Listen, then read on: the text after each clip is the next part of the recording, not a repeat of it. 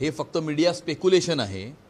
योग्य वेळ आल्यावरती आम्ही सर्वजण एकत्र बसू आणि जमिनीवरती कुठल्या पक्षाचा उमेदवार, त्या ठिकाणी जनतेचा सेंटिमेंट हे कोणाबरोबर आहे, कुठल्या पक्षाची ताकद आहे, त्या ठिकाणाचे समस्या ज्या आहेत, प्रश्न जे आहेत लोकांचे, ते चांगल्या रीतीने कोण सोडवू शकेल आणि खाली जमिनीवर जनतेचं सेंटिमेंट कोणाबरोबर आहे याच्या आधारावरती आम्ही चर्चा करून योग्य वेळी योग्य निर्णय करू।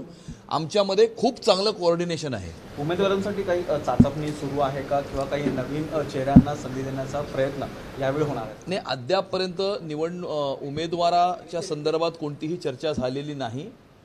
एक्सपिरियन्स म्हणजे अनुभव आणि नवीन चेहरे या अशा दोघांचं मिश्रण या निवडणुकीमध्ये उमेदवारांच्या यादीमध्ये असेल।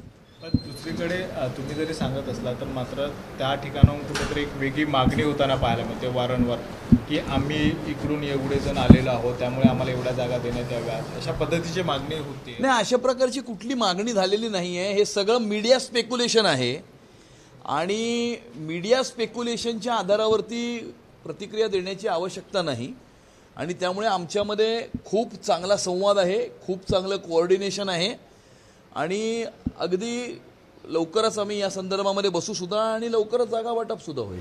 तर दुसरीकडे आरक्षण पडल्यामुळे बरेच ठिकाणी आता महिलांना संधी ज्या पद्धतीने मिळणार आहे त्यामुळे काही देवाणघेवाण होणार आहेत का उमेदवारांसंदर्भात, या सगळ्या संदर्भात देखील काही चर्चा सुरू झाल्या?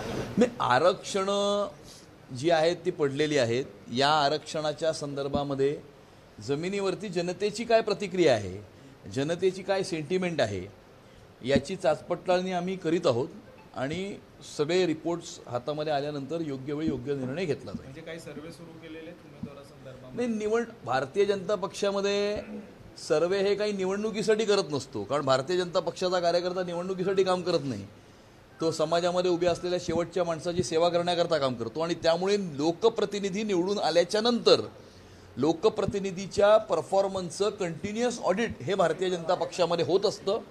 कंटिन्युअस फीडबॅक मेकॅनिझम हा भारतीय जनता पक्षामध्ये आहे। निवडणूक झाल्याच्या 1 वर्षानंतरही फीडबॅक येतो आणि निवडणुकीच्या 1 वर्ष आधीही फीडबॅक येतो। त्यामुळे निवडणुकीकरता काही सर्वे होत नसतात, continuous feedback mechanism Bharatiya Janata पक्षामध्ये कार्यरत आहे। नगरपालिका नगरपंचायतमध्ये काही ठिकाणी नहीं, आता हिंदी बोलतो। भारतीय जनता पार्टी मुंबई के कोर कमेटी की मीटिंग सभी विधायकों के साथ में यहाँ पर आज दादर में हो रही है। इसमें निवडणूक व्यवस्थापन और निवडणूक के नियोजन का, जो चुनाव का नियोजन है और चुनाव का व्यवस्थापन है, इस संदर्भ में इसके बारे में चर्चा हो रही है। सर, जो ठाकरे दोनों साथ में आने वाले हैं ऐसा बोला जा रहा है, तो उस मामले को लेकर कुछ चर्चा हो कि वो चीज़ को कैसे टैकल किया जाए? नहीं, उसमें टैकल करने का कुछ है ही नहीं ना। इसमें कौन साथ में आ रहा है और कौन साथ में नहीं आ रहा है ये महत्व का नहीं है। ये मुंबई शहर का काम पिछले 11 वर्षों में किसने किया ये महत्व का है और इसीलिए विकास के जो मुद्दे जो पिछले 11 वर्षों में केंद्र और राज्य शासन के माध्यम से जो मुंबई शहर में जो विकास हुआ है, उन्नति हुई है, प्रगति हुई है, उन विषयों के ऊपर चर्चा हुई है। कौन साथ में आ रहा है और कौन साथ में आ रहा है ये महत्व का विषय ही नहीं है। कांग्रेस अकेले लड़ने वाली है जैसे लोकल बॉडी इलेक्शन, तो उसका फायदा कितना हो सकता है भाजपा के लिए, उस मामले में कुछ चर्चा? नहीं, ऐसा है कि ये तो साथ में लड़े थे, विधानसभा का चुनाव सब साथ में मिलकर लड़े थे। सब साथ में मिलकर लड़ने के बाद भी 50 सीटें भी सबको साथ में मिलकर नहीं आ पाई थी। तो अभी कौन साथ में है कौन साथ में नहीं है इसके बारे में चर्चा नहीं होती। मुंबई शहर का विकास पिछले 11 वर्षों में किसने किया, मुंबई की महानगर पालिका में 25 साल में भ्रष्टाचार किसने किया, मुंबई महानगर पालिका को भ्रष्टाचार विरहित प्रशासन देना यह क्रम प्राप्त है और मुंबई शहर का विकास, उन्नति और प्रगति होते समय मुंबई शहर को सुरक्षित रखना यह भी उतना ही जरूरी है। इन विषयों के बारे में चर्चा हो रही है। आम्ही टाकल्यानंतर गुन्हा दाखल झाला आहे नवी मुंबईमध्ये।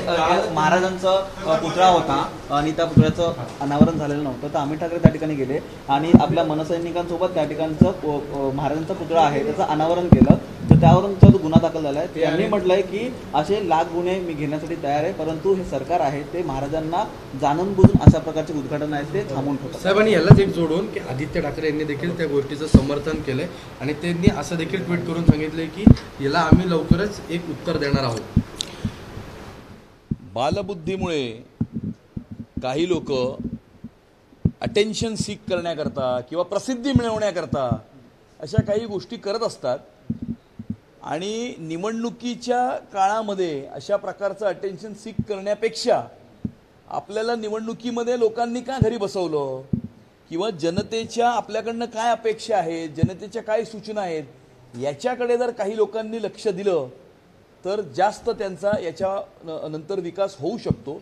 परंतु बालबुद्धीमुळे त्याचा कोणी विचारच करत नाही असं आम्हाला वाटतं. त्यांनी मुख्यमंत्र्यांवर ते आरोप केले की त्या ठिकाणी अनेक वेळा ते गेले, पंतप्रधान मोदी देखील नवी मुंबईच्या विमानतळासाठी येऊन गेले, परंतु शिवाजी महाराजांचा त्यांना विसर पडला. ते फक्त निवडणुकीपुरतं शिवाजी महाराजांचं नाव हे बघा, छत्रपती शिवाजी महाराजांबद्दल धडे आम्हाला ह्यांच्याकडनं घेण्याची आवश्यकता नाही.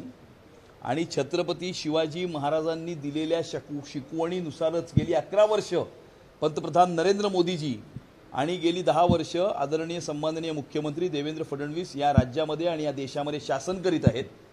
आणि ज्या प्रकारे ते शासन करीत आहेत, या महाराष्ट्राचं नाव आणि या देशाचं नाव जगाच्या कानाकोपऱ्यापर्यंत विकासाच्या आधारावरती पोहोचवण्याचं काम हे केंद्र आणि राज्य सरकारच्या मार्फत होत आहे. आणि त्यामुळे बालबुद्धी असलेल्या लोकांकडून आम्हाला शिकवण घेण्याची आवश्यकता नाही. एबीपी माझा, उघडा डोळे बघा नीट.